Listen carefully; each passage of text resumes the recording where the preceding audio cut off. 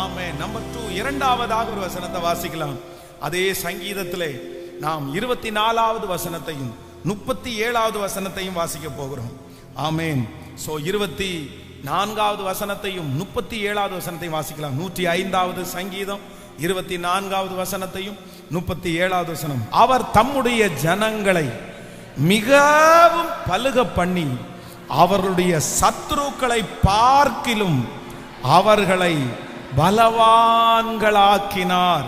37வது வசனத்தை கூட வாசிக்கலாம். அப்பொழுது அவர்களை வெள்ளியோடும் பொன்னோடும் புறப்பட பண்ணினார். அவர்கள் கோத்திரத்தில் பலவீனப்பட்டவன் ஒருவனும் இருந்தது இல்லை. ஹல்லேலூயா. கர்த்தருடைய பிள்ளைகளே, ஆண்டவர் இரண்டாவதாக இஸ்ரவேல் ஜனங்களுக்கு எகிப்திலிருந்து அவர்கள் வரும்போது அவர் செய்த அதிசயம் என்ன? அதிசயத்தை ஆண்டவர் செஞ்சார் அப்படின்னு சொன்னா வேதம் சொல்லுது, அவர்களை கர்த்தர் பலப்படுத்துகிற தேவனாயிருந்தார். ஆண்டவர் அவர்களுக்கு என்ன கொடுத்தார் அப்படின்னு சொன்னா எல்லாரை விட கர்த்தர் பலத்தை கொடுத்தார். இப்ப பாருங்க, சமீபமாய் நம்முடைய தமிழ்நாட்டில் ஒரு பெரிய இஷ்யூ ஒன்று, ஒரு பெரிய பிரச்சனை போயிட்டே இருக்குது. கடந்த சில நாட்களுக்கு முன்பாக கரூர்ல நடந்த அந்த கட்சி கூட்டத்தில் ஆயிரக்கணக்கான பேர் ரொம்ப நெரிச்சதுனால ஒருத்தருக்கு ஒருத்தர் மூச்சு விட முடியாம ஒருத்தருக்கு மேல ஒருத்தர் ஏறி இந்த மாதிரி கிட்டத்தட்ட ஒரு 40 பேருக்கு மேல இறந்து போனதா நம்ம எல்லாருமே செய்தித்தாள்ல வாசிச்சோம். அப்போ அதுல எவ்வளவு கூட்டம் வந்திருப்பாங்க அப்படின்னு சொன்னா ஒரு 50,000 பேர் 60,000 பேர் அவ்வளவுதான் கூட்டம் வந்திருப்பாங்க. ஆனா இந்த 50,000 பேர் 60,000 பேரை ஒரு இடத்துல இருந்து நகர்த்தி கொண்டு போக முடியல, இன்னொரு இடத்துல இருந்து ஷிஃப்ட் ஆக முடியல. அதுல பலவீனப்பட்டவங்க கொஞ்சம் பேரு, வயசானவங்க கொஞ்சம் பேரு, இளம் பிள்ளைங்க கொஞ்சம் பேரு, கர்ப்பிணி பெண்கள். அப்ப யாரெல்லாம் ரொம்ப வீக்கா இருந்தாங்களோ அவங்க நிறைய பேர் அதுல மரிச்சு போயிருக்கிறாங்க. இந்த வீசிங் இருக்கிறாங்க, அதுல டெஸ்ட்ல இந்த வீசிங் இருக்கிறவங்க நிறைய பேர் மூச்சு திணறல் அங்க நிறைய பேர் இறந்து போயிருக்காங்க. ஆனா இப்போ இஸ்ரவேல் ஜனங்களுக்குள்ள எகிப்திலிருந்து ஆண்டவர் புறப்பட பண்ணினது எத்தனை பேர் அப்படின்னா கிட்டத்தட்ட ஒரு 20 லட்சம் பேர். இப்போ 20 லட்சம் பேர்ல தலைவலியில 10 பேர் இருக்க மாட்டாங்களா? காய்ச்சல்ல ஒரு 50 பேர் இருக்க மாட்டாங்களா? இப்ப பாருங்களேன், இந்த சர்ச்சில் இப்போ ஒரு 1000 பேர் இருக்காங்கன்னு வச்சுங்களேன். இந்த 1000 பேருக்கு எத்தனை பேருக்கு உடம்பு நல்லா இல்ல? எழுப்பி நில்லுங்க அப்படின்னு சொன்னா நிறைய பேர் கை தூக்கி எனக்கு உடம்பு நல்லா இல்லைன்றோம். ஒரு 10 பேர் இருக்கிற கூட்டத்தில் ஒருவேளை உடம்பு நல்லா இல்லாதவங்கள நம்ம கண்டுபிடிக்க முடியாம இருக்கலாம். ஆனா ஒரு கிரௌட் அதிகமாக கண்டிப்பா அதுல பலவீனப்பட்டவங்க 10 பேர் இருப்பாங்க, நோயாளிங்க 10 பேர் இருப்பாங்க, இந்த பிரச்சனையில 10 பேர் இருப்பாங்க. ஆனா வேதம் சொல்லுது, இந்த இடத்துல சொல்லுது, அவர்கள் கோத்திரங்களில் பலவீனப்பட்டவன் ஒருவனும் இருந்தது இல்லை. 20 லட்சம் பேருக்கும் சுகத்தை கொடுக்கிறதுக்கு கர்த்தர் வல்லவரா இருந்திருக்கிறார். 20 லட்சம் பேர்ல சரீரத்திலையும் ஆரோக்கியத்தை கொடுக்கிறதுக்கு கர்த்தர் வல்லவரா இருக்கிறார். இன்றைக்கு ஆண்டவர் வாக்கு கொடுக்கிறார். ஆமென். அவர் ஒரு அதிசயத்தை செய்ய போகிறார். நம்முடைய பலவீனப்பட்ட சரீரத்தை அவர் பலப்படுத்துவேன் என்று கர்த்தர் வாக்கு கொடுக்கிறார். உங்கள் நோய்களிலிருந்து கர்த்தர் விடுதலை தருவார். அந்த சரீரத்தில் பரிபூர்ண பலன் கர்த்தர் தருவார். இதுக்கு முன்பாக வந்த அந்த வியாதி இனி நமக்கு வருவது இல்லை. கர்த்தர் எகிப்திலே கர்த்தர் வாக்கு கொடுக்கிறார். ஆமென். ஹல்லேலூயா. எகிப்தியர்களுக்கு வியாதி இருந்துச்சு, அந்த எகிப்தில் உள்ள ஜனங்களுக்கு வியாதி இருந்துச்சு. ஆனா வேதம் சொல்லுது, கர்த்தருடைய பிள்ளைகளிலே பலவீனப்பட்டவர் ஒருவரும் இருந்ததில்லை. இத்தனைக்கும் அவங்க என்ன சாப்பாடு சாப்பிட்டாங்க? வேதம் சொல்லுது, அவங்களுக்கு சாப்பாடு நல்ல சாப்பாடு இல்லை. அவங்களுடைய உடம்பு அவங்களால பராமரிக்க முடியல. அவங்க வேலைன்னு வேலை செஞ்சுட்டே இருந்தாங்க. நிம்மதி எதுவுமே இல்லை. வேதம் சொல்லுது, அவங்க நான்வெஜ் சாப்பிட்டேன்னு சொல்றாங்கல்ல, அந்த நான்வெஜ் சாப்பிட்டது கூட சண்டை போட்டு முதல்ல கிடைக்கிறவங்களுக்கு தான் கிடைக்கும், மற்றவங்களுக்கு கிடைக்காது. அந்த மாதிரி சாப்பிட்டவங்க அவங்க. ஆனா வேதம் சொல்லுது, அவர்களை பலப்படுத்தினது யார் அப்படின்னா கர்த்தர் ஒருவரே. நான் நம்புறேன், இந்த நாளில் கர்த்தர் ஸ்பெஷலா பலவீனப்பட்ட சரீரங்களை கர்த்தர் பலனடைய பண்ண போறாரு. எனக்கு வேதத்திலேயே பிடிச்ச 2 வசனம், எனக்கு ரொம்ப பிடிச்ச 2 வசனம். மோசே 120 வயதிலே அவனுடைய கண்கள் இருளையவும் இல்லை, அவனுடைய பலன் குறையவும் இல்லை. ஒரே ஆளா ஆண்டவர் மலைக்கு மேல போகும்போது 120 வயசுல மலை மேல ஏறி நடந்து போயிருக்கிறாரு. அதுவும் யாருக்கும் கண்ணு கட்டாத தூரத்துல அத்தனை பேரையும் கீழே விட்டுட்டு மலைக்கு போய் அங்கதான் ஆண்டவர் அவரை அடக்கம் பண்ணாரு. எங்க போனாரு, என்ன பண்ணாரு எதுவும் தெரியல. அவருடைய கல்லறை இன்னைக்கும் யாருக்குமே தெரியல. எப்படி அவர் இறந்தார் யாருக்குமே தெரியல. அவர் மேல போயிட்டாரு. அப்போ அவருடைய கண்ணு இருளுடைய இல்லை, அவன் பலன் குறையவே இல்லைன்னு வேதம் சொல்லுது. அதே போல எனக்கு பிடிச்ச இன்னொரு வசனம் என்னன்னா, காலை சொல்லும் போது சொல்லுகிறார், 84 வயசு எனக்கு 40 வயசுல இருந்த அதே பலன் இன்றும் எனக்கு இருக்கிறது. இந்த 2 வசனத்தை உங்களுக்கு இன்றைக்கு வாக்குத்தத்தத்தை போல சொல்லி ஜெபிக்கிறேன். ஆமென். அவர்கள் கோத்திரத்திலே பலவீனப்பட்டவர்கள் ஒருவரும் இல்லை. அந்த பலவீனப்பட்ட சரீரத்தில் இப்போ ஒரு அதிசயம் நடக்குது. அதிசயம் நடக்குது. அது மாத்திரையில இல்ல, மருந்துல இல்ல, ட்ரீட்மெண்ட்ல இல்ல. கர்த்தர் அதிசயத்தை செய்து ஒரு சுகத்தை கொடுப்பாராக, சுகத்தை கொடுப்பாராக. ஒரு சுகம் இப்பொழுது உண்டாவதாக. ஹல்லேலூயா. இன்னொரு வசனத்தை வாசிக்கலாம்னா, எண்ணாகமம் 24ஆம் அதிகாரத்தினுடைய 8வது வசனத்தை வாசிக்கலாமா? 24ஆம் எண்ணாகமம் 24ஆம் அதிகாரத்தினுடைய 8வது வசனத்தை வாசிக்கலாம்.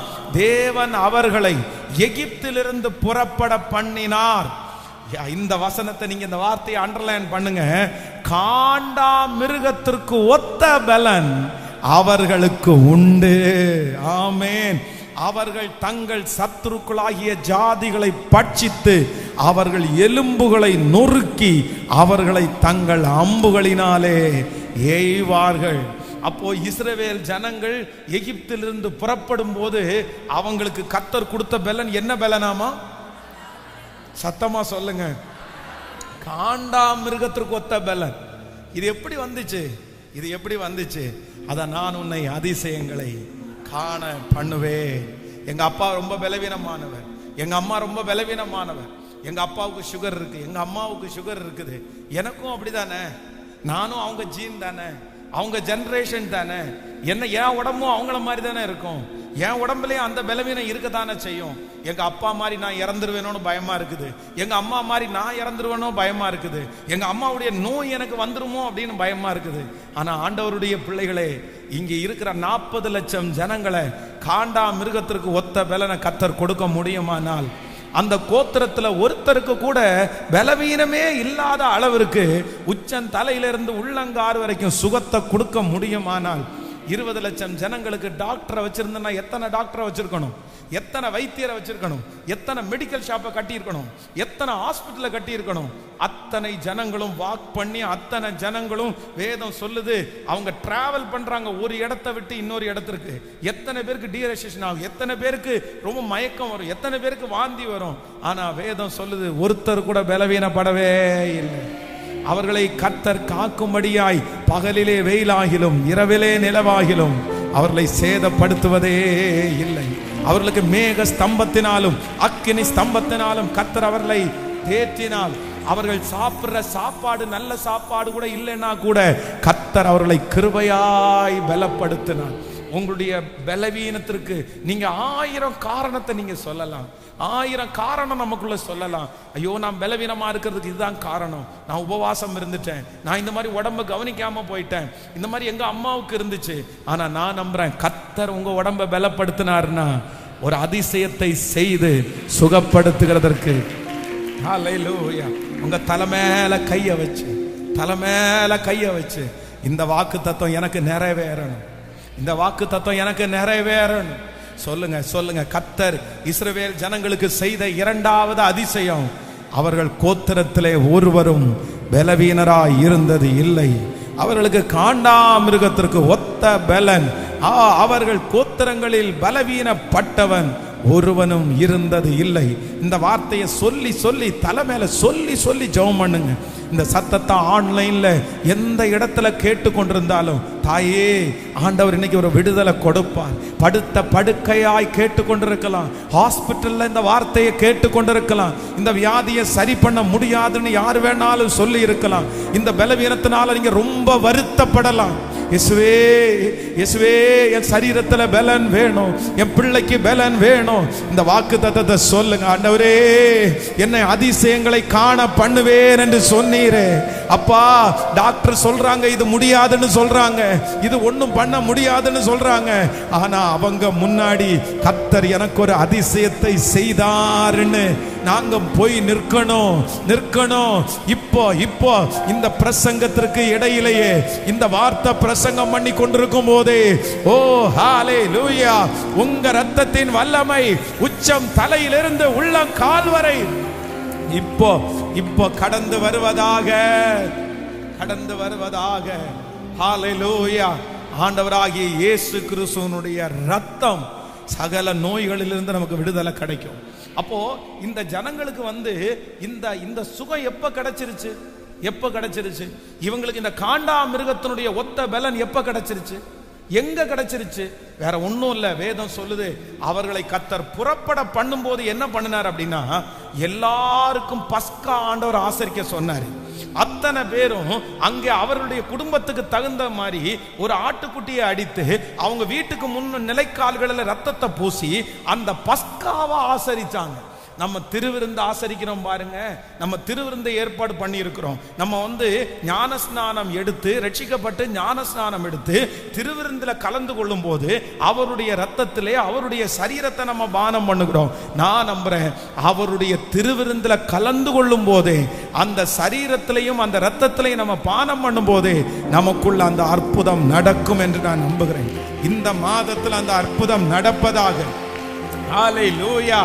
எல்லாரும் தலை மேல கைய வச்சு, ரத்தம், உங்க ரத்தம், இயேசு கிறிஸ்துவினுடைய ரத்தம், ஹalleluya, சகல நோய்களில் இருந்தும் எங்களை விடுதலை ஆக்குற இது ஆண்டவருடைய வார்த்தை. அப்பா, என் வீட்டுல யாரும் பலவீனமா இருக்க கூடாது. இனி மருத்துவமனைக்கு போக கூடாது. ஐயா, மருத்துவமனைக்கு லட்சமாய் சம்பாதிக்கிற பணமெல்லாம் கொண்டு போய் போடுறாங்களே அப்பா. இயேசுவே, இப்போ ஒரு அற்புதம் நடக்கட்டும். நீங்க எங்களுக்கு வாக்கு கொடுத்தீங்கல்ல, நான் உன்னை அதிசயத்தை காண பண்ணுவேன். 20 லட்சம் ஜனங்களுக்கு ஒருத்தருக்கு கூட வியாதி இல்லை, ஒரு மெடிக்கல் ஷாப் கூட இல்லை அப்பா, ஒரு டாக்டர்ஸ் கூட இல்லை. அவர்களை சுகத்தோடும் பலத்தோடும் நடத்த முடியுமானால், இப்பொழுது இந்த சத்தத்தை கேட்கிற எங்களுக்கு ஒரு டாக்டர் கூட இல்லாம அப்பா, ஒரு மருத்துவமனை கூட நாங்க போகாம எங்களை சுகப்படுத்துகிறது உங்களுக்கு லேசான காரியம். அந்த சரீரத்தில் இனி பலவீனம் வரக்கூடாது. இந்த பிள்ளையினுடைய சரீரத்தில் இனி பலவீனம் வரக்கூடாது. இப்பொழுது மாதமாய் கொண்டு போய் செலவு பண்ணுகிற அந்த பணத்திற்கு ஒரு முற்றுப்புள்ளி வைக்கப்படுவதாக. ராஜா, இன்று கண்ட எகிப்தியனை நீ என்றுமே இனி பார்ப்பது இல்லை. இன்னைக்கு பார்க்கிற வியாதியை இனி நீ என்றுமே பார்ப்பது இல்லை. அந்த வார்த்தை இப்பொழுது என்னுடைய பிள்ளைகளுடைய சரீரத்தின் மேலே இறங்கி வருகிறதற்காக ஸ்தோத்திரம். ஹalleluya. Thank you Jesus. ஆமென். அதிசயத்தை காண பண்ணுவேன். சோ நம்பர் 1, முதல் அதிசயம் என்ன அதிசயம் அப்படின்னு சொன்னா, அவர்களை எவ்வளவு ஒடுக்கினார்களோ அவர்கள் அவ்வளவாய் பெருகினார்கள். அப்போ ஃபர்ஸ்ட் அதிசயம், எகிப்திலே இஸ்ரவேல் ஜனங்களுக்கு ஆண்டவர் செஞ்ச முதல் அதிசயம் என்னன்னா, கர்த்தர் அவர்களை ஒடுக்க அவர்களை பெருக பண்ணினார். நம்பர் 2, இரண்டாவதாக எகிப்திலே இஸ்ரவேல் ஜனங்களுக்கு செய்த இரண்டாவது அதிசயம் என்ன அப்படின்னு சொன்னா, அவர்களுடைய கோத்திரங்களிலே ஒருவரும் பலவீனப்பட்டவர்கள் இல்லாத அளவிற்கு கர்த்தர் ஒரு அதிசயத்தை கர்த்தர் செய்தார். ஆமென். மூன்றாவதாக ஆண்டவர் இந்த எகிப்தில இஸ்ரவேல் ஜனங்களுக்கு ஒரு பெரிய அதிசயத்தை கர்த்தர் செய்யறாரு பாருங்க. அத சங்கீதக்காரர் ரொம்ப விரிவா எழுதுறாரு. நீங்கள் 105ஆம் சங்கீதத்தினுடைய 37வது வசனத்திலிருந்து வாசிக்கலாமா? 37வது வசனம், அப்பொழுது அவர்களை வெள்ளியோடும் பொன்னோடும் புறப்பட பண்ணினார், அவர்கள் கோத்திரங்களில் பலவீனப்பட்டவன் இருந்ததில்லை. 43வது வசனத்தை வாசிக்கலாம். 30லிருந்து, எகிப்தியர் அவர்களுக்கு பயந்ததினால் அவர்கள் புறப்படும் போது, எல்லாரும் சத்தமாய் வாசிக்கலாம், மகிழ்ந்தார்கள்.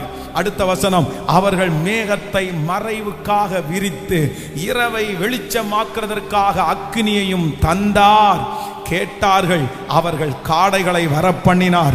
வானத்து அப்பத்தினாலும் அவர்களை திருப்தியாக்கினார். கன்மலையை திறந்தார், தண்ணீர்கள் புறப்பட்டு வறண்ட வெளிகளில் ஆராய் ஓடிற்று. அவர் தம்முடைய பரிசுத்த வாக்குத்தத்தத்தையும் தம்முடைய தாசனாகிய ஆபிரகாமையும் நினைத்து தம்முடைய ஜனத்தை களிப்போடும் தாம் தெரிந்து கொண்டவர்களை கம்பீர சத்தத்தோடும் புறப்பட பண்ணினார். ஹல்லேலூயா, ஆமென். பொன்னோடும் பொருளோடும் ஆண்டவர் புறப்பட பண்ணினார். ஆமென்.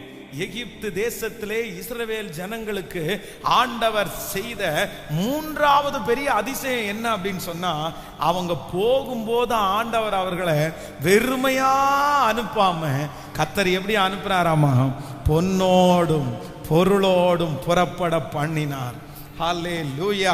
அவங்களுக்கு யாருக்குமே தெரியாது. கஷ்டப்பட்டு வேலை செஞ்சு செஞ்சு செஞ்சு எகிப்தியர்களுக்கு கொடுக்கும் போது ரொம்ப துக்கத்தோட கொடுத்தாங்க. ஆனா இவங்களுக்கு தெரியல, இவங்களுக்கு தெரியாமலே ஒரு பேங்க்ல போடுறாங்கன்னு அவங்களுக்கு தெரியல. ஹல்லேலூயா. எகிப்தியர்களா ஆண்டவர் எதுக்கு வச்சிருந்தாருன்னா இஸ்ரவேல் ஜனங்களுடைய பேங்கா தான் வச்சிருந்தாரு. எத்தனை பேர் ஆமோதிக்கிறீங்க? இவங்க கஷ்டப்பட்டு கஷ்டப்பட்டு கொடுத்ததெல்லாம் அவங்க பத்திரமா வச்சிருந்தாங்க. இவங்க கையில இருந்திருந்தாலாவது செலவாயிருக்கும், இவங்க இருந்திருந்தாலாவது அதை வீணடிச்சிருப்பாங்க. ஆனா இப்ப என்ன பண்றாங்கன்னா எல்லாம் சேஃப்டியா போயிட்டு இருக்குது. ஆனா அன்றைக்கு புறப்படுகிற நாளிலே அவங்க எல்லாரும் ஓடி வந்து தங்களுடைய வீட்டில் இருக்கிற எல்லா பொண்ணு பொருள் எல்லாத்தையும் எடுத்து கொடுத்து, தயவு செய்து போங்க, தயவு செய்து போங்க, நீங்க வெறுமையா போக வேண்டாம், நீங்க இவ்வளவு நாள் எங்களுக்கு கஷ்டப்பட்டு நல்லா தந்துட்டீங்க, எல்லாத்தையும் எடுத்துட்டு போயிட்டீங்க, எல்லாத்தையும் எடுத்துட்டு போங்க. கர்த்தர் வெறுமையாய் அனுப்பவே இல்லை. நான் நம்புறேன், அப்பா உங்களை வெறுமையா அனுப்பலாம், அம்மா வெறுமையா அனுப்பலாம், மேனேஜர் வெறுமையா அனுப்பலாம், உங்களுடைய கம்பெனி உங்களை வெறுமையா அனுப்பலாம், உங்களுடைய ஓனர் உங்களை வெறுமையா அனுப்பலாம். இத்தனை வருஷம் பாடுபட்டு உழைச்சு அவங்க உங்களை வெறுமையா அனுப்பலாம், நீங்க நன்மை செஞ்சவங்க உங்களை வெறுமையா அனுப்பலாம். ஆனா கர்த்தர் இன்றைக்கு வாக்கு கொடுக்கிறார், வெகு சீக்கிரத்துல உங்க கைகளில் பொன்னோடும் பொருளோடும் கர்த்தர் உங்களை புறப்பட பண்ணுவார். உங்க கைகளை கர்த்தர் நிறைய பண்ணுவார். நீங்கள் வெறுமையாய் போக போவது இல்லை, வெறுமையாய் போக போவதில்லை. நிரம்பி வழிகிற பாத்திரமாய் ஆண்டவர் உங்களை மாற்றுவேன் என்று கர்த்தர் வாக்கு கொடுக்கிறார். பிடுங்கப்பட்டதெல்லாம் உங்களிடத்திலே வரும், எடுத்து கொண்டதெல்லாம் உங்களிடத்திலே வரும், சேதப்படுத்தினது எல்லாம் உங்களிடத்திலே வரும். ஆமென். நீங்கள் கஷ்டப்பட்டு உழைத்து இழந்தது எல்லாவற்றையும் கர்த்தர் சொல்லுகிறார் உங்களுக்கு திரும்ப தருவார். உங்களுடைய கைவிட்டு போனது எல்லாம், இது தீர்க்க தரிசனமான வார்த்தை, திரும்ப வரும். உங்களை ஏமாற்றினது திரும்ப வரும், நீங்கள் இழந்தது திரும்ப வரும், நீங்கள் நஷ்டப்பட்டது திரும்ப வரும், நீங்கள் கண்ணீரோடு விதைத்தது திரும்ப வரும். கர்த்தர் வாக்கு கொடுக்கிறார், நான் உன்னை பொன்னோடும் பொருளோடும் புறப்பட செய்கிறவர். ஹல்லேலூயா. கைகளை அசைத்து ஒரு ஹல்லேலூயா. எங்கேயாவது இது நடக்குமா? இது எப்படி நடக்கும்? எப்படி நடக்கும்? அங்கேயே அத்தனை பேரும் எகிப்துல எல்லாருடைய வீட்டிலையும் சாவு. வேதம் சொல்லுகிறது, சாவில்லாத வீடு ஒரு வீடு கூட இல்லையாமா. எந்த வீட்டுல பார்த்தாலும் மரண ஓலம். அவங்களுக்கு கோபம் தானே வரணும், நீ தானே இப்படி பண்ண, உனக்காக தானே இப்படி நடக்குது, நீ செஞ்சதுனால தானே என் வீட்டுல இப்படி பிரச்சனை. அடிச்சு துரத்துனாங்கன்னு சொன்னா நியாயம், திட்டி அனுப்புனாங்கன்னா நியாயம். ஆனா ஆண்டவர் அப்படியே தலைகீழா மாத்துறாரு. கர்த்தர் அதிசயத்தை செய்கிறவர் அல்லவா? வேதம் பட்சிக்கிறவனிடத்திலிருந்து பட்சணத்தை வாங்கி கொடுக்கிற கர்த்தர். ஹல்லேலூயா. எந்த இடத்திலிருந்து பிடுங்கப்பட்டதோ அங்கிருந்து எடுத்து கொடுக்கிற கர்த்தர். நான் விசுவாசிக்கிறேன், நான் நம்புறேன். யார் உங்களை வெறுமையா அனுப்பினாலும் இயேசு உங்களை வெறுமையா அனுப்ப மாட்டார். இந்த 100 நாள் ஜெபத்துல ஆண்டவர் உங்களை வெறுமையா அனுப்ப மாட்டாரு. நீங்க வெறுமையா போக மாட்டீங்க, வெறுமையா போக மாட்டீங்க. நீங்க தைரியத்தோட இந்த ஜெபத்துல கலந்து கொள்ளுங்க. ஆண்டவரே, நீர் என்னை வெறுமையா அனுப்ப மாட்டீர். இந்த வாக்கு தத்தத்தை நம்புறவங்க கைகளை மேல உயர்த்தி ஸ்தோத்திரம். பொன்னோடும் பொருளோடும் புறப்பட செய்தார், பலவீனம் இல்லாமலே என்னை கிருபையாய் சொல்லுங்க சொல்லுங்க, ஜெபம் பண்ணி அப்பா இந்த வாக்குத்தத்தம் நிறைவேறட்டும் நிறைவேறட்டும். நான் ஏமாந்ததெல்லாம் எனக்கு கிடைக்கட்டும், என் கையிலிருந்து பிடுங்கப்பட்டதெல்லாம் எனக்கு கிடைக்கட்டும். ஆண்டவரே ஹாஸ்பிட்டல்ல கொண்டு போய் கொட்டுறதெல்லாம் திரும்ப கிடைக்கட்டும். சொல்லுங்க சொல்லுங்க, அப்பா கஷ்டப்பட்டு உழைச்சதெல்லாம் திரும்ப கிடைக்கட்டும், என் பிள்ளைக்கு திரும்ப கிடைக்கட்டும். அதை திரும்ப கொடுங்கப்பா. வெறுமையா அனுப்ப வேண்டாம், வெறுமையா அனுப்ப வேண்டாம். இத்தனை வருஷம் பாடுபட்டு உழைச்சு, இத்தனை வருஷம் நாயாய் பேயா அலைஞ்சு வெறுமையா நிக்கிறாங்களே அப்பா. ஆனா இப்போ கர்த்தர் இந்த 3-4 மாசத்துக்குள்ள பிளஸ் பண்ணி உங்களுக்கு வருகை தாமதிச்சா ஒரு புது வருஷத்துக்குள்ள போகும்போது இதோ பொன்னோடும் புரளோடும் கர்த்தர் புறப்பட பண்ணினார். ஹல்லேலூயா. பொன்னோடும் பொருளோடும் புறப்பட செய்தாரே, பொன்னோடும் பொருளோடும் புறப்பட செய்தாரே. சொல்லும் பலவீனம் இல்லாமலே பாதுகாத்து நடத்தினாரே. சொல்லுங்க, பலவீனம் இல்லாமலே பாதுகாத்து நடத்தினாரே. கைய மேல பாடி கொண்டாடுவோம், கோடி நன்றி சொல்லுவோம், சேர்ந்து பாடி கொண்டாடுவோம், கோடி நன்றி சொல்லுவோம். திருப்தியாக்கி நடத்திடுவா, தேவைகளை சந்திப்பா, வீதம் எடுக்க வைப்பா, பிறருக்கு கொடுக்க வைப்பா. சொல்லுங்க, திருப்தியாக்கி நடத்திடுவா, தேவைகளை சந்திப்பா, வீதம் எடுக்க வைப்பா, பிறருக்கு. ஆமென். ஓகே, விசுவாசிக்கிறீங்களா? நான் ஒருத்தன் தான் விசுவாசிக்கிற மாதிரி எனக்கு ஃபீல் ஆகுது. நீங்க எத்தனை பேர் விசுவாசிக்கிறீங்க? உன்னை அதிசயங்களை காண பண்ணுவேன், உன்னை அதிசயங்களை காண பண்ணுவேன். ஹல்லேலூயா. என்ன வேணாலும் கொடுப்பாங்க, என்ன வேணாலும் கொடுப்பாங்க. பொன்னையும் பொருளையும் தூக்கி கொடுப்பாங்களா? சொல்லுங்களேன். ஆனா கர்த்தர் கொடுக்க வச்சார்ல. இது உன் உழைப்பு இல்லப்பா, இது உன் உழைப்பு இல்லை, என் பிள்ளையினுடைய உழைப்பு. இவங்க இஸ்ரவேல் ஜனங்கள் போனா போதும் தான் நினைச்சாங்க. அவங்க எதிர்பார்க்கவே இல்லை, பொன்னையும் பொருளையும் பணத்தையும் எதிர்பார்க்கவே இல்லை. இந்த அடிமைத்தனத்திலிருந்து நான் கிளம்புனா போதும்னு நினைச்சாங்க. அதற்கு தான் ஆவலா இருந்தாங்க. ஆனா ஆண்டவருக்குன்னு ஒரு நியாயம் இருக்கும்ல. ஒருவேளை நீங்க நினைக்கலாம், உங்களுக்கு கொடுக்குற பிரச்சனை நிமித்தமா எனக்கு ஒன்றும் வேணாம் பாஸ்டர், எனக்கு ஒன்றும் வேணாம் ஆண்டவரே, பிரச்சனை இல்லாம இருந்தா போதும் ஆண்டவரே, என்னை சமாதானமா அனுப்புனா போதும், எனக்கு எதுவும் கஷ்டப்பட்டது எதுவும் கொடுக்கலன்னா கூட பரவாயில்ல, நான் இழந்தது எதுவுமே எனக்கு தராட்டி கூட பரவாயில்ல, என்னை சமாதானமா அனுப்புனா போதும்னு மட்டும் யாரோ ஒரு சிலர் நினைக்கலாம். இந்த சத்தத்தை கேட்குற யாரோ ஒருத்தர் அப்படி நினைக்கலாம். ஆனா நான் நம்புறேன், கர்த்தர் பார்க்கிறார், கர்த்தர் பார்க்கிறார், ஆண்டவர் பார்க்கிறார். அதான் ஆண்டவர் சொல்றாரு, நேபுகாத் நேச்சருடைய ஆட்களை பார்த்து சொல்றாரு, எப்பா நீ எனக்காக பெரிய வேலை செஞ்ச, பெரிய வேலை செஞ்ச. நீ எப்படி வேலை செஞ்சேன்னா, உன்னுடைய தலை மொட்டையாகிற அளவுக்கு நீ வேலை செஞ்ச, உன்னுடைய முடியெல்லாம் கொட்டி போச்சு, அந்த அளவுக்கு நீ வேலை செஞ்ச. உன்னுடைய தோள்பட்டையில சுமந்து சுமந்து இந்த தோள்பட்டையில இருக்கிற இந்த தோலெல்லாம் வர்ற அளவுக்கு நீ வேலை செஞ்சுட்ட. ஆனா உனக்கு ஏதாவது கொடுத்தாங்களான்னா உனக்கு ஒன்றும் கொடுக்கல, உன்னை எதுவுமே கொடுக்காம அனுப்பிட்டாங்க. ஆனா உலகம் உனக்கு ஒண்ணுமே கொடுக்காம அனுப்பிட்டாலும் நான் நீதி உள்ள நியாயாதிபதி, உனக்கு நான் ஒன்று தருவேன். என்ன தருவேன்னா, எகிப்து தேசத்தையே உனக்கு நான் தருவேன், எகிப்து தேசத்தையே உங்களுக்கு தருவேன். அவங்க கொடுக்காம இருக்கலாம் பிரதர், அவங்க கொடுக்காம இருக்கலாம் சிஸ்டர், ஆனா நான் நம்புறேன் கர்த்தர் உங்களை ஆசீர்வதிப்பார், கர்த்தர் உங்களை ஆசீர்வதிப்பார். அந்த தெருவில் நீங்க பொன்னோடும் பொருளோடும் வாழ்வீங்க. அந்த சொந்தங்களுக்கு முன்னாடி நீங்க ஆசீர்வாதத்தோட வாழ்வீங்க. வாழ கர்த்தர் உதவி செய்வார். 100% நம்புறீங்களா? எத்தனை பேர் நம்புறீங்க இந்த வாக்குத்தத்தம் என் தலை மேல இருக்கணும்? இது எப்படி நடக்கும்னா, கர்த்தர் சொல்றாரு, நான் உன்னை அதிசயங்களை காண பண்ணுவேன், காண பண்ணுவேன், காண பண்ணுவேன். ஹல்லேலூயா. உங்களை வெறுமையா அனுப்ப போறதில்லை. கர்த்தர் வாக்கு கொடுக்கிறார், எகிப்து தேசத்திலிருந்து நான் உன்னை புறப்பட பண்ணின நாளில் நடந்தது போல நான் உன்னை அதிசயங்களை காண பண்ணுவேன். அதிசயம் நடக்கும். ஒரு அதிசயம் நடக்கும். உங்க வீட்டில் ஒரு அதிசயம் நடக்கும். உங்க வேலை ஸ்தலத்தில் ஒரு அதிசயம் நடக்கும். உங்களுக்கு ஒரு அதிசயம் நடக்கும். அதிசயம் நடக்கும். இது நிறைய பேர் சொல்லுவாங்க, இது அதிசயம், இது அற்புதம், இது அற்புதம், இது அற்புதம். இது யாருக்குமே நடக்காது. ஆனா கர்த்தர் உங்களுக்கு செஞ்சிருக்கிறாரு. நீங்க வழிபடுகிற ஆண்டவர் உங்களுக்கு செஞ்சிருக்கிறாரு. அதிசயம் தான் இதுல நடக்க போகுது. எழும்பி நிற்கலாமா? எல்லாரும் அப்படியே எழும்பி நின்று தேங்க்யூ ஜீசஸ், ஹல்லேலூயா.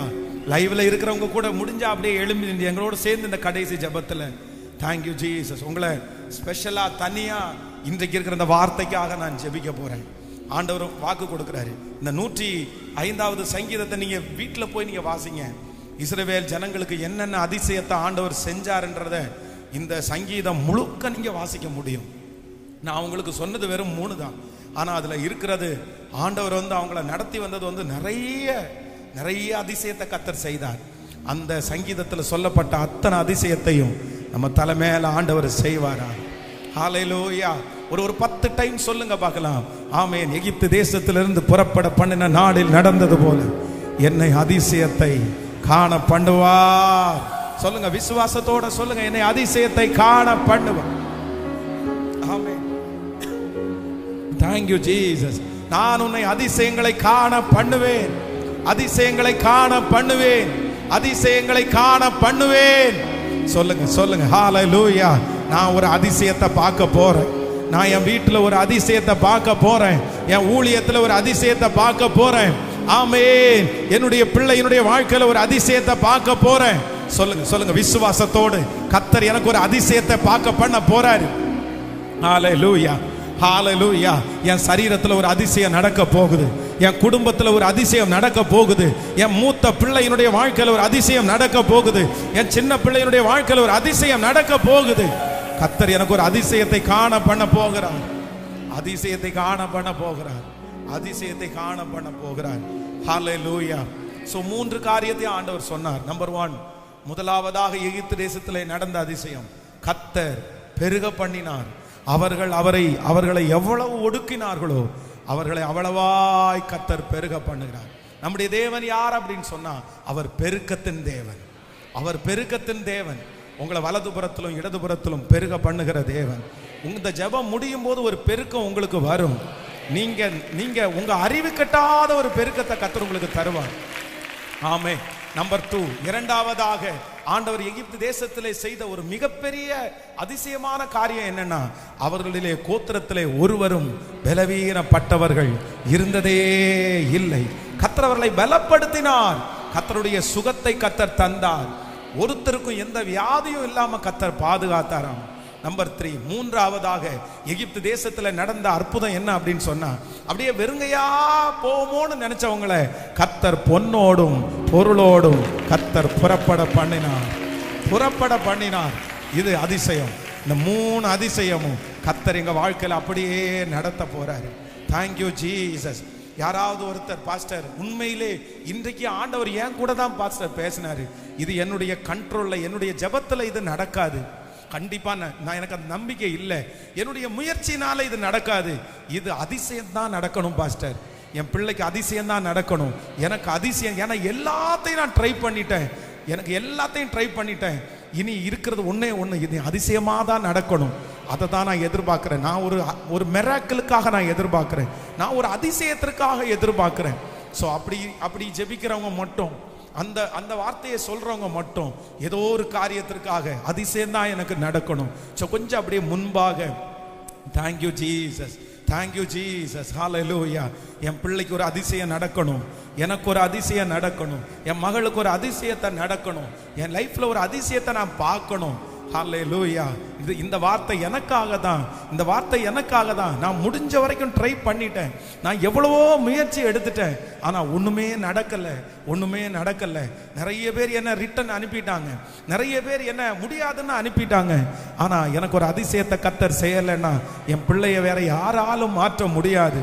நான் இனி வேற என்ன பண்றது, என் பிள்ளைக்கு எதுவுமே செய்ய முடியாது. என் கணவனா இருக்க நான் என்ன பண்றது, ஆண்டவர் ஒரு அதிசயம் செய்யாம என் குடும்பம் ஒன்றாகாது, என் வாழ்க்கையை தூக்கி நிறுத்த முடியாது. கர்த்தர் ஏதாவது ஒரு அதிசயத்தை எனக்காக செய்யணும், ஏதாவது ஒரு அதிசயத்தை எனக்காக செய்யணும். ஹல்லேலூயா. Thank you Jesus.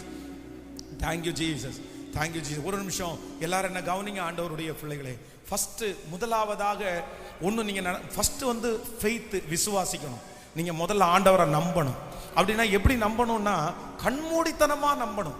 உங்கள்கிட்ட இருக்கிறத வச்சு நீங்கள் நம்பக்கூடாது. உங்கள் கையை வச்சு நீங்கள் நம்பக்கூடாது. ஆண்டவருடைய கையை வச்சு தான் நீங்கள் நம்பணும். உங்க கையை பார்த்து நீங்க நம்பினீங்கன்னா ஒன்றும் பண்ண முடியாது. ஆனா கர்த்தர் கையை நம்புங்க. உங்க திறமையை நீங்க நம்பாதீங்க. ஆண்டவருடைய பெரிய திறமை. அவர் ஒரு பெரிய திறமைசாலி. அவரால் முடியாதது ஒன்றும் இல்லை. அதனால இந்த பெருக்கம், பிளஸ்ஸிங், ஆசீர்வாதம் எல்லாம் வேணும்னா ஃபர்ஸ்ட் ஆண்டவருடைய பிள்ளைகள் வந்து ஆண்டவரை நம்பணும். ஆண்டவர் நம்பணும். நம்முடைய ஆண்டவர் வந்து வறுமையினுடைய ஆண்டவர் அப்படின்னு நினைச்சிடக்கூடாது. நம்ம ஆண்டவர் வந்து மாட்டு தொழுவத்தில் பிறந்ததுனால நம்ம நிறைய பேர் வந்து ஐயோ அவர் ரொம்ப கஷ்டப்பட்டு, அவர் பிறந்ததே கஷ்டப்பட்டு பிறந்தாரு அப்படின்னு நினைக்க முடியாது. அவர் எதுக்காக அந்த கோலத்தை கர்த்தர் எடுத்தார் அப்படின்னு சொன்னா, என்னை ஐஸ்வர்யவானாய் மாற்றும்படி என் நிமித்தம் அவர் தரித்திரராய் மாறினார். நம்ம இந்த உலகம் நமக்கு சொந்தம் இல்லை. நம்ம வந்து சம்பாதிக்கிறது எல்லாத்தையும் எதையுமே கொண்டு போக போறது இல்லை.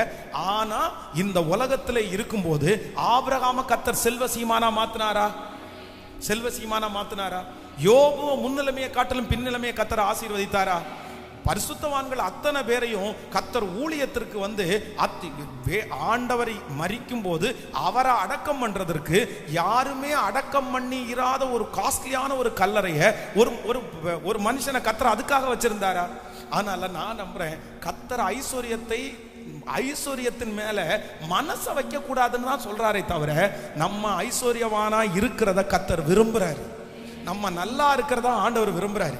ஆனா என்ன பண்ணாதீங்கன்னா, உங்களுக்கு ஆசீர்வாதங்கள் அதிகமாகும் போது, கர்த்தர் உங்களை உயர்த்தும் போது அதுக்கு பின்னாடியே போயிடாதீங்க.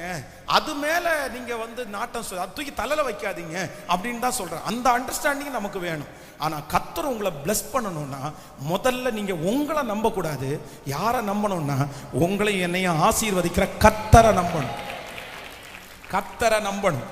3ஆம் கிளாஸ் படிச்ச ஒரு மனுஷனை கடந்த நாட்களில் திருநெல்வேலியில சந்திச்சேன். 3rd ஸ்டாண்டர்ட் தான் படிச்சிருக்கிறாரு.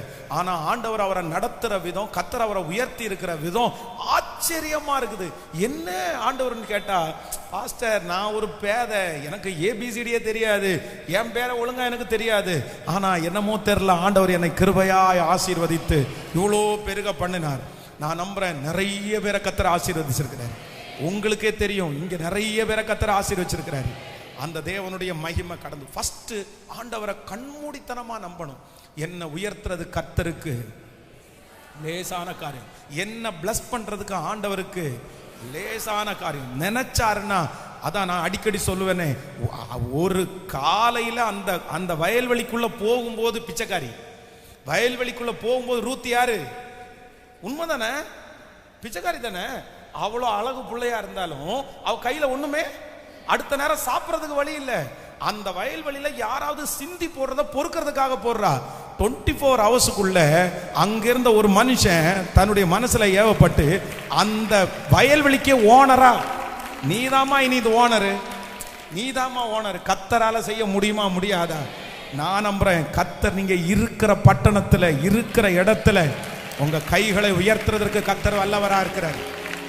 சோ ஃபர்ஸ்ட் முதல்ல என்ன ஆசீர்வதிக்கிறதுக்கு கர்த்தருக்கு, என்ன ஆசீர்வதிக்கிறதுக்கு ஆண்டவரால, என்ன பெருக பண்றதுக்கு ஆண்டவரால, என் கர்த்தரால முடியும். நான் எப்பேற்பட்டவனா இருந்தாலும் என்ன பிளஸ் பண்றதுக்கு ஆண்டவரால முடியும். அதனால உங்களை பார்க்கவே வேண்டாம், உங்க அப்பாவை பார்க்கவே வேண்டாம். எங்க அப்பா பிச்சைக்காரரு, எங்க அப்பா வசதி இல்லாதவர், எங்க குடும்பம் ஒன்றும் இல்லாதது. கர்த்தர் ஒன்றும் இல்லாத குடும்பத்தில் உள்ளவங்களை தான் கர்த்தர் தலைவனா நிற்கிறார். பென்யமீன் கோத்திரத்தில் என் கோத்திரம் மிகவும் சிறியது, அவனை தான் கர்த்தர் ராஜாவா மாத்தினார். ஹல்லேலூயா. நம்பர் 2, ரெண்டாவது நீங்க வந்து ஐஸ்வர்யம் ஆசீர்வாதம் அப்படின்னா நீங்க முதல்ல என்ன பண்ணணும்னா நீங்க விருப்பப்படணும். வேதம் சொல்லுகிறது, நீ நினைப்பதற்கும் வேண்டிக் கொள்வதற்கும் அதிகமாய் செய்கிற கர்த்தர். உங்களுக்குள்ள விருப்பமே வரலன்னா அப்போ வந்து அந்த ஆசை வந்து வந்தாதான் நீங்க ஜெபிக்க ஆரம்பிப்பீங்க. நீங்க ஆசையே வரல அப்படின்னு சொன்னா எப்படி நீங்க ஜெபிக்க ஆரம்பிப்பீங்க?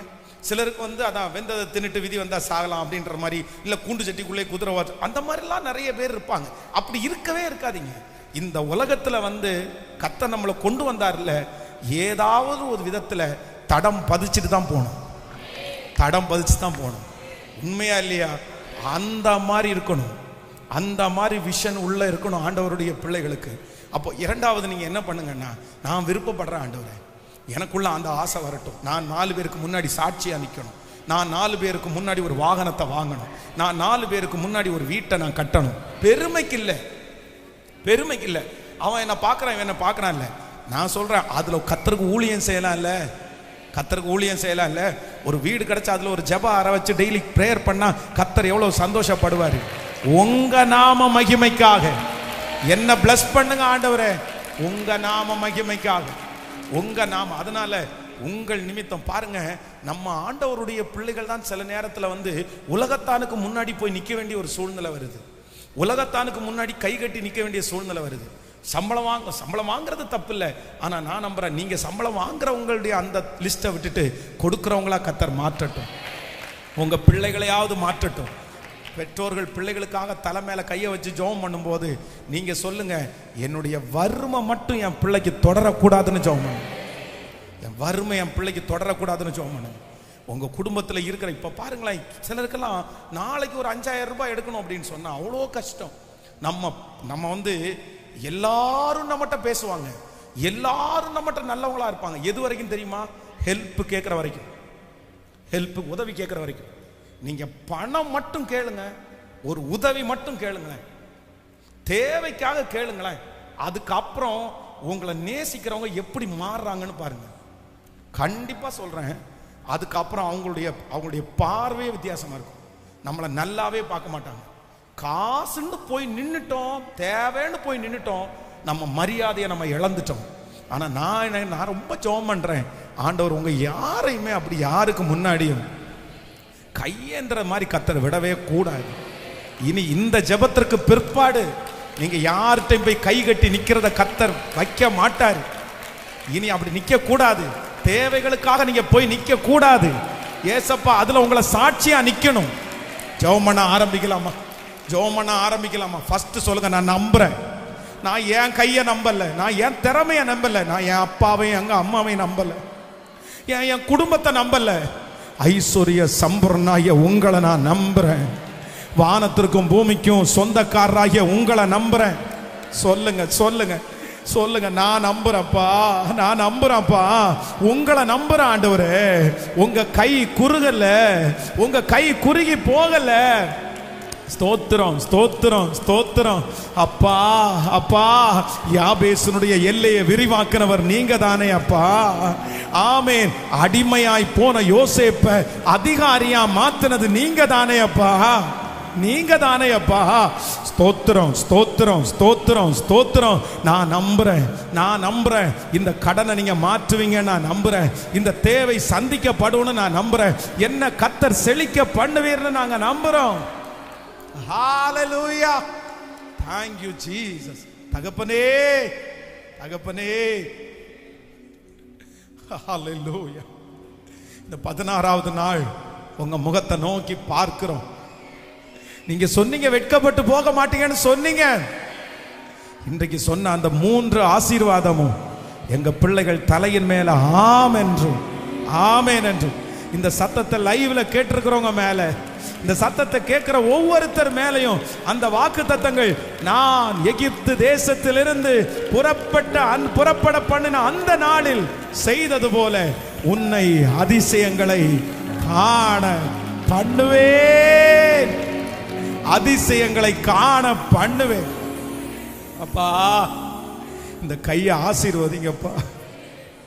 உங்க 2 கையையும் வானத்துக்கு நேராய் உயர்த்தி, ஹalleluya, thank you jesus, thank you jesus. இந்த கையை bless பண்ணு, இந்த கையை bless பண்ணு. ஹalleluya ஹalleluya. கர்த்தர் வந்து ஊழியக்காரனை கையில வில்ல பிடிக்க சொல்றாரு. கர்த்தர் வில்ல பிடிக்க சொல்றாரு. அவன் வில்ல கையில பிடிக்கிறான். ஒரு அப்படி கவனிங்க பார்க்கலாம். ஆண்டவர் ஊழியக்காரனை வில்ல கையில பிடிச்சி, அந்த வில்ல அவன் கையில எடுத்து அதில் பிடிச்சி நான் ஏற்றும் போது, இப்போ இவனுக்கு லக்கு தெரியாது, எங்க பண்ணணும் என்ன பண்ணணும் தெரியாது. அப்போ ஆண்டவர் என்ன பண்றாரம்மா, அவனுடைய கை மேல கர்த்தருடைய கையை வச்சு அந்த வில்லை நாணேற்றி கர்த்தர் எய்கிறார் அப்படின்னு வேதம் சொல்லு. இப்ப நம்ம கை மேல கர்த்தருடைய கை. நீங்க நீ செய்கிறதெல்லாம் வாய்க்கும். நீங்க எது பண்ணினாலும் கர்த்தர் பிளஸ் பண்ணுவார். இனி உங்க கையில இருந்த நஷ்டம் வரக்கூடாது. ஸ்பெஷலா வாலிப தம்பிங்க தங்கச்சிங்க நீங்க ஜெபம் பண்ணுங்க. நீ உங்க அம்மாவை அப்படி கத்தரோன்னா வருக தாமதிச்சா, கர்த்தர் வருக தாமதிச்சா, உங்க அப்பா உன்னை பார்த்து பார்த்து சந்தோஷப்படணும், உங்க அம்மா பார்த்து பார்த்து சந்தோஷப்படணும். உன் குடும்பத்தில் கர்த்தர் உன்னை எட்டாத உயரத்துல கொண்டு போய் வைக்கணும். கையை உயர்த்தி, ராஜா ராஜா இந்த கை மேல உங்க கை, இந்த கை மேல உங்க கை. இந்த கை விளங்காத கைன்னு சொன்னாங்கப்பா, இந்த கை எதுவும் நிக்காதுன்னு சொன்னாங்கப்பா, இந்த கை ஏமாறுற கைன்னு சொன்னாங்கப்பா, இந்த கையை யாருமே நம்பலப்பா. ஆனா இப்போ இப்போ இன்னைக்கு நீங்க சொன்ன அந்த வாக்கு தத்தத்தின்படி இந்த கரத்தின் மேல ஏசப்பா, இந்த கரத்தின் மேல உங்க கரம், உங்க கரம், உங்க கரம் பலமாய் பலமாய் அமர்ந்திருந்து நீ கையிட்டு செய்யும் எல்லா வேலையிலும் நான் உன்னோடு கூட இருந்து உன்னை ஆசீர்வதித்து உன்னை பலுகவும் உன்னை பெருகவும் உன்னை பலுகவும் உன்னை பெருகவும் பண்ணுவேன் என்கிற அந்த வாக்குத்தத்தம் நிறைவேறுவதாக, நிறைவேறுவதாகப்பா, நிறைவேறுவதாக. உங்க பாதத்தை முத்தம் செய்கிறோம். இந்த 16 நாட்களும் உங்க மகிமை குறையவே இல்லை, உங்க வல்லமை குறையவே இல்லை, உங்க வார்த்தை குறையவே இல்லை. 100 நாட்கள் போக போக போக போக உங்க பிரசன்னம் அப்படியே எங்களை மாற்றிட்டே இருக்கட்டும்பா. எல்லார் மத்தியிலும் ஒரு சாட்சியாய் கர்த்தர் நிறுத்துங்க. நன்றி. நாளைக்கு காலையில் நடக்கிற அந்த 1ஆம் தேதி வாக்குத்தத்த ஆராதனையை கர்த்தர் ஆசீர்வதிப்பீராக. வர்ற மாதம் எங்களுக்கு ரொம்ப செழிப்பான மாதமாய் மாறும். ஆண்டவரே, இந்த ஊழியத்தை தாங்குகிற ஜெபிக்கிற ஒவ்வொரு பிள்ளைகளையும் ஆசீர்வதியும். அதே போல எங்க திருச்சபைக்காகவும் நாங்கள் ஜெபிக்கிறோம் ஐயா. இந்த இடத்திற்காக வாங்கப்பட்ட அந்த தொகையை ஆண்டவரே இந்த 100 நாட்கள் ஜெபத்திற்குள்ள செலுத்துவதற்கு கர்த்தர் எங்களுக்கு ஒரு வழிவாசலை திறக்கணும். கர்த்தர் எங்க பிள்ளைகளை ஆசீர்வதிக்கணும். ஆண்டவரே, அதற்கான காரியங்களை கர்த்தர் நடத்தி முடிப்பீராகப்பா. உங்களால ஆகும். நீர் பெரிய காரியத்தை செய்ய இயேசுவின் மூலம் ஜெபம் ஏறெடுக்கிறோம் நல்ல பிதாவே. என் ஆத்துமாவே கர்த்தரை ஸ்தோத்திரி, என் முழுவதுமே பரிசுத்த நாமத்தை ஸ்தோத்திரி. என் ஆத்துமாவே கர்த்தரை ஸ்தோத்திரி. கர்த்தர் செய்த சகல உபகாரங்களையும் மறவாதே.